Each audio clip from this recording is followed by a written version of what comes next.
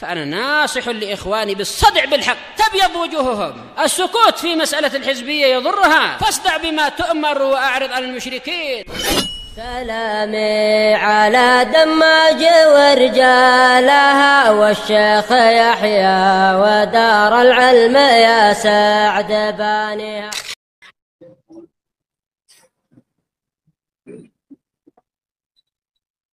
بسم الله الرحمن الرحيم. قال المؤلف رحمه الله: الآداب المسلكية المستفادة من الإيمان بصفة المجيء والإتيان lillahi ta'ala. Faedah yang bisa diterapkan dalam kehidupan sehari-hari dari mengimani sifat datang bagi Allah Subhanahu wa ta'ala. Apa manfaatnya? Buahnya apa? Ketika kita meyakini bahwasanya Allah Subhanahu wa ta'ala punya sifat datang, apa manfaatnya dalam kehidupan kita sehari-hari? Kalau kita mengimani dan menetapkan bahwasanya Allah Subhanahu wa ta'ala punya sifat apa? Datang. Qala al-mu'allif rahimahullah as-samaratu iyal khawfu min hadzal maqam. Buahnya yang diharapkan adalah munculnya rasa takut dari saat seperti itu. Saat di mana Allah datang. Kalau kamu yakin Allah punya sifat datang, maka konsekuensinya kamu punya rasa takut untuk menghadapi hari di mana nanti Allah datang. Wa hadzal mashhad al-azim, dan juga peristiwa yang agung ini, alladzi ya'ti fihi Rabb azza wa jalla lil fasli baina ibadi, di mana datang Rabb pada hari itu untuk memberikan keputusan di antara hamba-hambanya. Wa tanzilul malaikah, dan malaikat pun ikut turun. Wala yabqa amamaka illa Rabb azza wa jal wal makhluqat kulluha, dan tidak ada yang tersisa di hadapanmu kecuali Rabb azza wa jalla dan seluruh makhluk. Fa anta fa in amilta khaira juzita bih, kalau kamu melakukan kebaikan maka kamu akan mendapatkan kebaikan pada hari itu, hari di mana Allah datang. Hari di mana kamu berdiri di hadapan Allah Subhanahu wa taala. Wa in amilta siwa dzalik fa anta satujza bih, jika kamu melakukan yang selain kebaikan maka kamu akan dibalas dengan itu.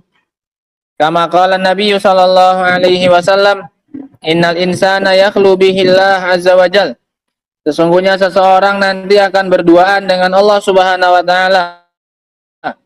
Fayanzuru aymana min wa fala yara illa ma qaddam, maka ia melihat ke arah kanannya, ia tidak melihat kecuali apa yang telah ia lakukan. Wa yanzuru ash'ama min fala yara illa ma qaddam, dan dia lihat ke arah kirinya dan dia tidak melihat kecuali apa yang telah dia lakukan. Wa yanzuru tilqa'a wajhi fala yara illa an-nar tilqa'a wajhi, kemudian ia melihat ke hadapan wajahnya, maka ia tidak melihat kecuali neraka di hadapan wajahnya. Fattaqun nar walau bisyikki tamrah, maka takutlah kalian dari neraka meskipun dengan sepotong kurma. Wal imanu bimithli hadhil asya' al-'azimah la syakka annahu yuwallidu lil insan rahbatan wa khaufan minallahi subhanahu, dan beriman dengan hal-hal yang seperti ini, hal-hal agung yang seperti ini, kedatangan Allah Subhanahu wa taala untuk memberikan keputusan di antara hambanya, ini tidak diragukan lagi akan melahirkan bagi seseorang rasa takut dari Allah Subhanahu wa taala, wastiqamatan ala dinih, dan akan membuahkan keistiqomahan di atas agama. Karena ada rasa apa ini? Rasa takut untuk menghadapi hari di mana Allah Subhanahu wa taala datang untuk menghakimi di antara para hamba. Qala rahimahullah, qauluhu wa yabqa wajhu rabbika dzul jalali wal ikram. Zakar al-muallif rahimahullah li isbati sifatil wajhi lillahi ta'ala ayatain. Al-muallif di sini menyebutkan untuk menetapkan sifat wajah bagi Allah dua ayat. Al-ayatul ula, ayat yang pertama, ini pembahasan sifat yang baru. Selesai dari sifat apa? Datang. Sekarang pembahasan tentang sifat wajah bagi Allah Subhanahu wa taala. Dua ayat akan beliau sebutkan. Al-ayatul ula qauluhu wa yabqa wajhu rabbika dzul jalali wal ikram. Ayat yang pertama adalah dan tetap kekal wajah Rabbmu yang memiliki keagungan dan kemuliaan. Surat Ar-Rahman. Wa hadhihi ma'tufatun ala qaulihi ta'ala. Kullu man 'alaiha fan wa yabqa wajhu rabbik. Semua yang ada di muka bumi akan binasa dan tetap kekal wajah dari Rabbmu. Wa lihadza qala ba'du salaf. Oleh karena itu berkata sebagian salaf, yang bagi idza qara'ta kullu man 'alaiha fan antasilaha biqaulihi wa yabqa wajhu rabbik. Selayaknya jika engkau membaca ayat kullu man 'alaiha fan, jangan berhenti di situ, tapi disambung dengan lanjutannya wa yabqa wajhu rabbik hatta yatabayyana naqsu al-makhluqi wa kamalul khaliq, supaya semakin terang bagaimana kurangnya makhluk dan sempurnanya siapa? Khaliq. Semua yang di muka bumi pasti akan apa? Binasa. Sementara yang kekal hanya apa? Allah Subhanahu wa taala. Sehingga supaya sempurna jangan wakaf, jangan berhenti di mana? Di kullu man 'alaiha fan kemudian ruku atau selesai mengajinya, jangan. Supaya sempurna maknanya kalau mau berhenti di mana? Di wa yabqa wajhu rabbika dzul jalali wal ikram. Paham ya? Nah, supaya semakin tampak bagaimana lemahnya makhluk dan bagaimana sempurnanya siapa? Khaliq. Wa dzalika littaqabul.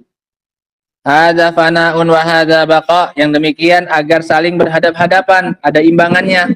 Yang satu menunjukkan kefanaan, yang satu menunjukkan kekekalan. Fananya siapa? Makhluk, dan kekekalan Allah. Nah, kullu man 'alaiha fan, ini menunjukkan kefanaan. Wa yabqa wajhu rabbika dzul jalali wal ikram, ini menunjukkan kekekalan. Sehingga sebanding seimbang. Ya, kalau mau ngaji berhentinya di situ. Kalau mau wakaf ya wakaf, nggak apa-apa di situ.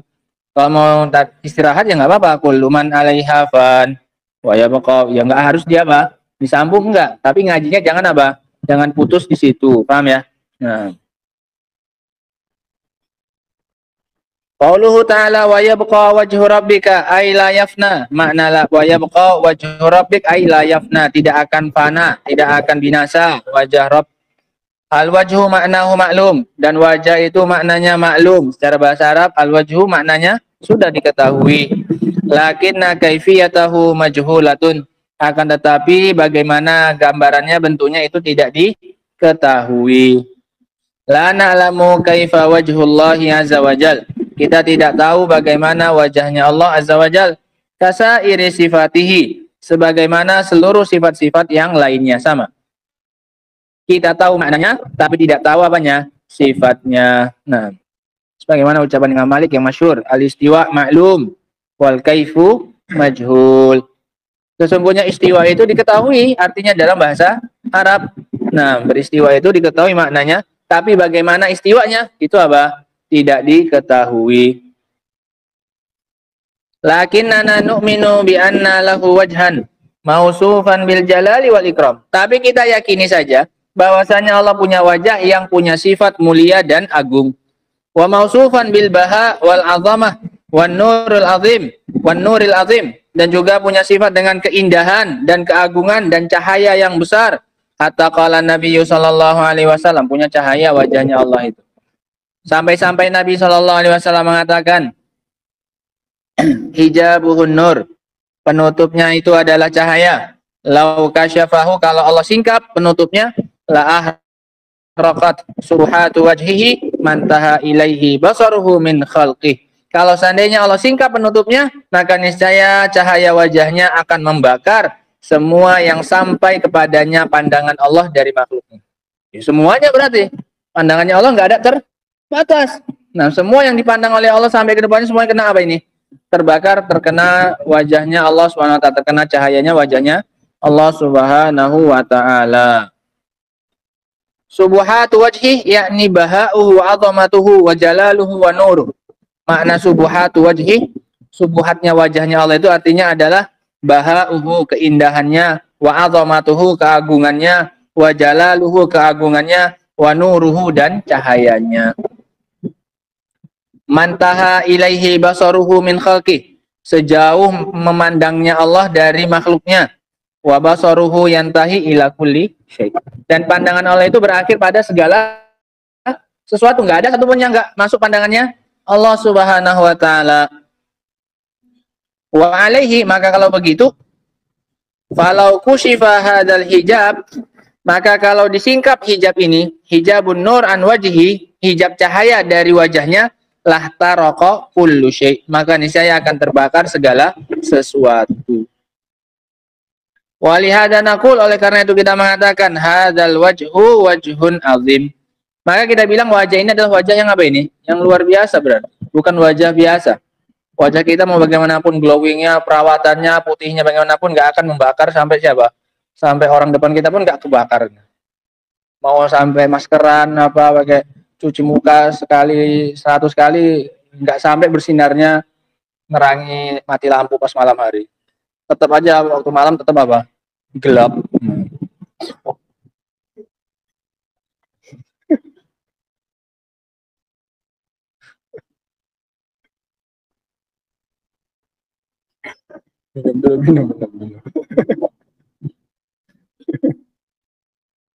Ini subuhat wajahnya siapa? Wajahnya Allah Subhanahu, bukan shin, bukan subuhat, kayak sin, subuhat, kayak haknya pun hak kecil. Berarti kita tahu dari sifat-sifat ini berarti wajahnya Allah itu wajah yang apa? Wajah yang agung. La yumkin abadan an yumasila aujuhal makhluqat. Tidak akan mungkin selamanya menyerupai wajahnya siapa ini?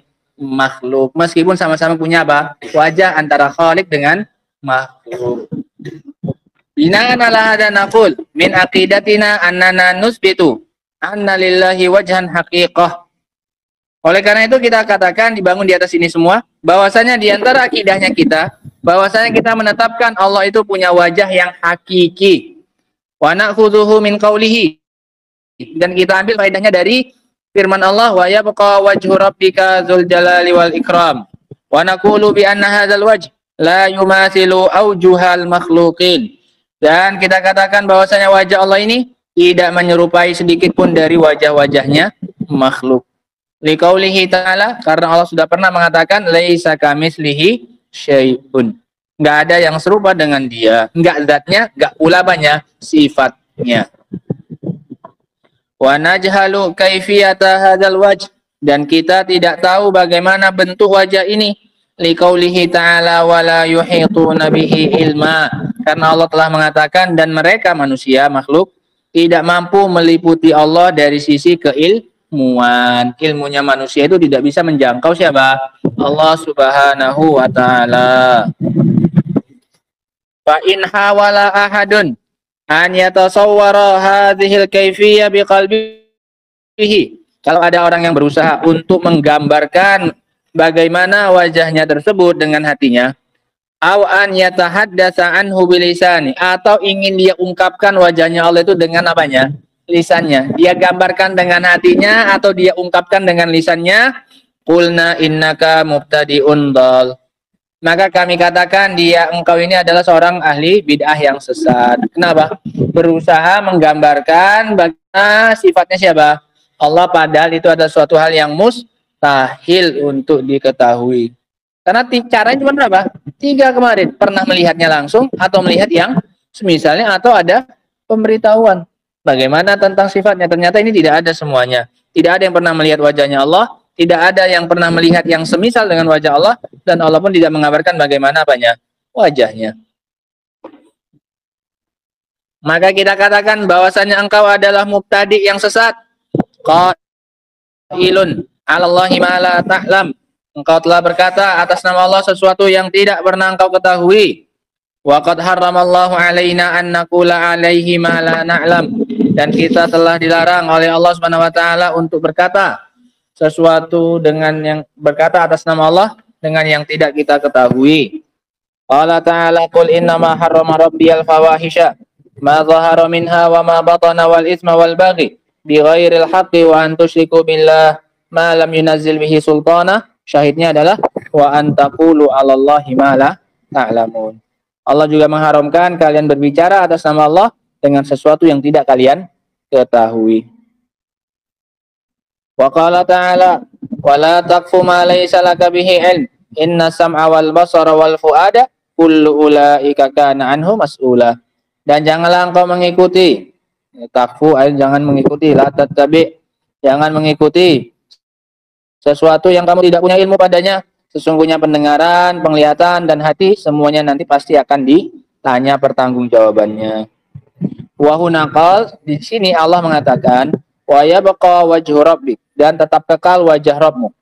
Adhafar rububiyah ila Muhammadin sallallahu alaihi wasallam. Allah mengabarkan, menyandarkan sifat rububiyah itu kepada siapa? Kepada nabinya sallallahu alaihi wasallam. Rabbuk. Allah sandarkan rububiyah Allah kepada siapa ini? Nabinya sallallahu alaihi wasallam. Padahal rububiyahnya Allah meliputi siapa?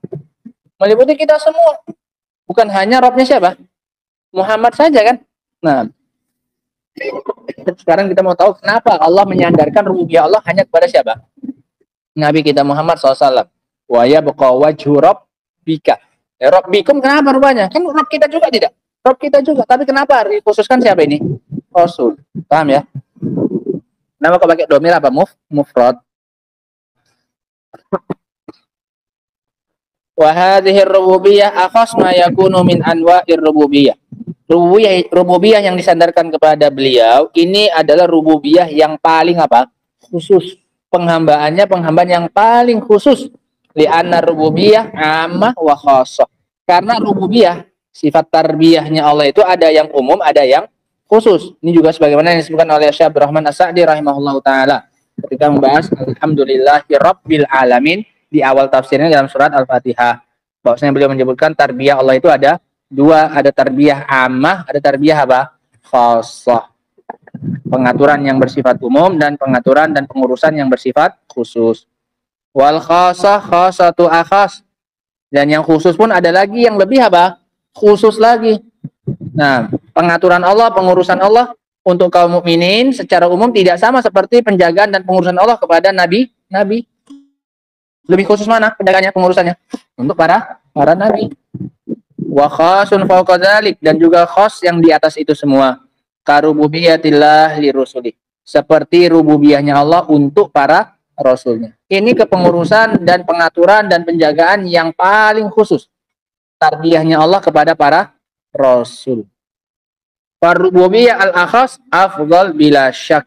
Sehingga rububiyah yang paling khusus ini jelas yang paling apa? Afdal. Sehingga ini yang dimaksudkan rububiyahnya Allah kepada Nabi SAW. Wa yabqa wajhu rabbik, karena beliau memiliki tarbiyah dari Allah yang tidak dimiliki oleh siapa ini? Hamba-hamba yang lain. Kok bahasanya kita ini hamba kesayangan, makanya dikhususkan. Ini Robnya siapa? Robnya Muhammad. Nah, padahal Robnya yang lain juga, tapi karena ini hamba kesayangannya Allah, makanya Allah khususkan dengan penyebutan kasih domir kamu. Nah, qauluhu dzu sifatun liwajhin. Zu ini naat dari wajah. Wa dalilu ar-raf'u. Dalilnya adalah dia dirofa. Tanda rofanya dengan apa? Wow, karena dia termasuk asmaul khamsah zu. Nah, wa yabqa wajhu rabbik. Kalau dia naat dari Rabb, ya, kalau naat dari Rabb maka Rabbnya situ apa? Majrur. Dengan zi harusnya. Tapi karena dia zu, berarti kita pastikan ini naat dari siapa? Dari mana? Wajhu, karena sama-sama rofa. Paham ya? Sehingga sifat di situ artinya apa? Naat dari wajah. Tahu dari mana naat dari wajah kok bukan dari Rabb? Nah, karena sama-sama apa? Rofa. Itu namanya ad-dalilu ar-raf'u. Dalilnya sama-sama rofa. Walau kanat sifatan li Rabb, kalau seandainya dia itu naat dari lafaz Rabb, laqala, maka Allah akan bilang zil jalali wal ikram. Kama qala fi nafsi surah, sebagaimana Allah katakan di surat yang sama di akhirnya. Tabarakasmu rabbika zil jalali wal ikram. Di akhir ini apa? Zi sebagai naat dari mana? Dari Rabb, karena sama-sama apa? Sama-sama jar, bukan dari isim. Tabarakasmu, bukan. Falamma qala zul jalali, tatkala Allah mengatakan zul jalali di sini, alimna annahu wasfun lil wajhi. Maka kita tahu bahwasanya zu ini adalah naat dari mana? Wajhu. Al-jalal maknahul azamah was sultan. Al-jalal maknanya adalah keagungan dan kekuasaan. Wal ikram hiya masdar min akroma. Ikram itu masdar dari akroma, memuliakan. Shalihatun lil mukram wal mukrim. Yang bisa masuk untuk yang dimuliakan dan yang memuliakan. Nah, jadi kalau bilang zul ikram itu yang memberikan pemuliaan, yang memuliakan, atau yang diberi apa? Pemuliaan. Bisa isim fa'il, bisa isim apa? Maf'ul. Itu namanya zul ikram. Zul ikram artinya apa? Dia yang ngasih pemuliaan untuk orang, berarti dia mukrim. Atau dia yang dimuliakan, berarti dia mukrom. Paham ya? Nah, dan ini dua-duanya masuk. Zul jalali wal ikram. Allah zul ikram, Allah.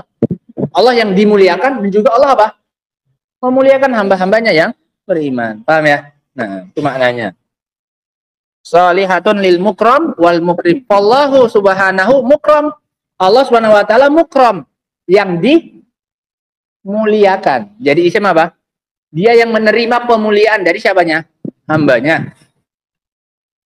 Wa ikramuhu ta'ala al-qiyam bi ta'ati. Dan bentuk pemuliaan kepada Allah dengan kita melaksanakan apa? Ketaatan kepadanya. Abdur, berarti kita telah memuliakan Allah dengan kita mentaatinya.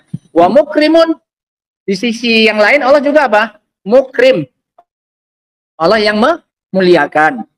Liman yastahiqul ikram, bagi orang yang layak untuk dimuliakan. Min khalqihi bima a'adda lahum minas sawab, dari makhluk-makhluknya dengan sesuatu yang telah Allah siapkan untuk mereka berupa pahala.